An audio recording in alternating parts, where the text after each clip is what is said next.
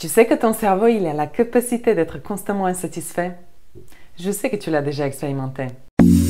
Bonjour, je m'appelle Biliana, je suis chercheure et experte en neurocognition et je viens avec mes vidéos vous aider à détecter les pièges du cerveau et ne pas tomber dedans. Aujourd'hui, on parle de l'insatisfaction. Notre cerveau est un expert à trouver les choses dont on n'est pas satisfait, les choses qui peuvent être améliorées. Pourquoi tout ça? Parce que tout simplement, dans le cours de l'évolution, on a une tendance naturelle à aller chercher les choses qui peuvent être améliorées. Donc notre cerveau, il est optimisé pour aller chercher ce qui ne va pas. Quand cette capacité est bien équilibrée, ça nous amène à progresser, à nous améliorer et à améliorer notre environnement. Par contre, pousser trop à fond, ça amène une sensation d'insatisfaction, de malheur, de souffrance, toutes les choses dont on n'a pas besoin. Alors, comment faire face à tout ça?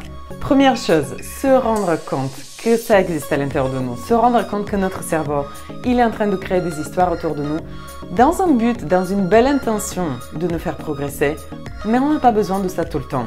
Donc c'est à nous de le surveiller. Juste observez une journée dans laquelle votre cerveau vous amène à vivre de l'insatisfaction.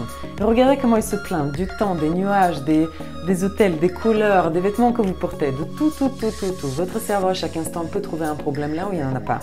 Juste observez-le, devenez de plus en plus conscient et devenez celui qui observe cette scène de théâtre que votre cerveau produit, les histoires qu'il vous raconte pour pouvoir mettre la main dessus et pouvoir les diriger vers un nouveau sens. Un deuxième, c'est vraiment de cultiver la partie en nous qui est satisfaite.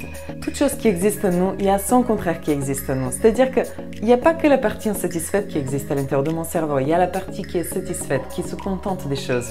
Sauf que celle-ci, des fois, elle n'a pas assez de place ou elle n'est pas assez cultivée. Tout simplement parce que dans un élan général, si on regarde la société dans sa globalité, la plupart des gens sont quand même branchés sur le côté insatisfait.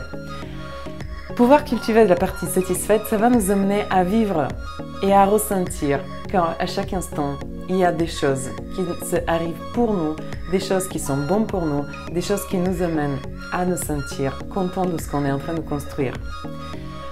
Soit à la fin de la journée, je me mets et j'écris 3 choses dont je suis satisfaite dans la journée, ou soit tout au long de la journée, je me prends des moments, à 2-3 fois de la journée, je m'arrête et je me dis jusque-là, qu'est-ce qui allait bien? Jusque-là, c'est quoi que j'ai bien apprécié dans ma journée? Quel comportement, quelle action, quelle personne? Un troisième, j'ai besoin d'apprendre à écouter mon cerveau. À l'intérieur de chacun de nous, c'est une multitude de personnalités qui existent, c'est une multitude de facettes qui sont à l'intérieur de chacun de nous. On a besoin de les distinguer et de comprendre le besoin de chaque partie de nous. La partie insatisfaite, c'est juste un petit bout de l'univers de l'être humain que tu es.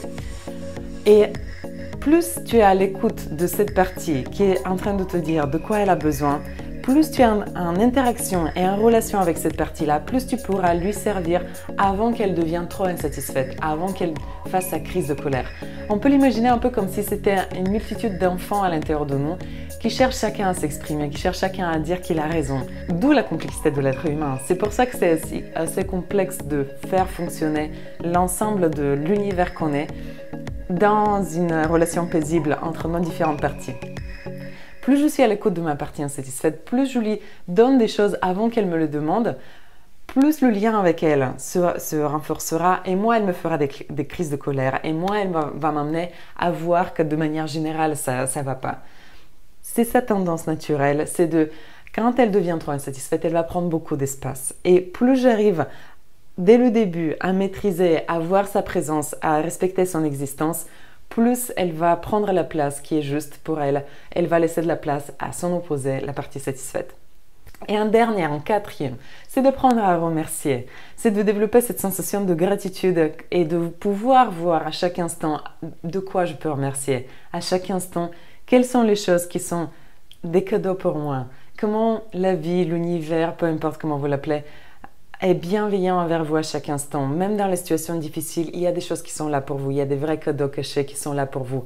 Plus je développe la capacité de voir ces cadeaux cachés, plus je développe ma capacité de remercier, plus je vais pouvoir sentir que ma vie, elle est parfaite telle qu'elle est, avec toutes mes différentes facettes, avec toutes mes imperfections, avec tous les échecs que j'ai eus, avec toutes les difficultés que j'ai à traverser. Ma vie, elle est déjà parfaite. Parce que la vie, de manière générale, est déjà parfaite. Et c'est à mon cerveau d'apprendre à voir ça et de développer les compétences et les capacités à chaque instant d'identifier c'est quoi qui est parfait dans ma journée. Je vous souhaite de passer une journée parfaite dans la sensation de satisfaction, de gratitude et de plénitude. Et de remercier les gens autour de vous parce qu'on ne sait pas à quel moment ils vont plus être là. Et ça vaut vraiment le coup de marquer chaque instant comme si c'était un dernier instant passé avec ces gens-là. Comme si c'était un dernier instant dans le contexte qu'on a à vivre dans la journée. Comme si c'était les dernières difficultés à vivre et qu'on a vraiment envie d'apprécier cette vie qui est pleine de surprises, qui est pleine de résistance et qui est pleine de joie. Passez une excellente journée, abonnez-vous à ma chaîne et on se retrouve bientôt avec une nouvelle vidéo sur le cerveau et ses mystères. À bientôt!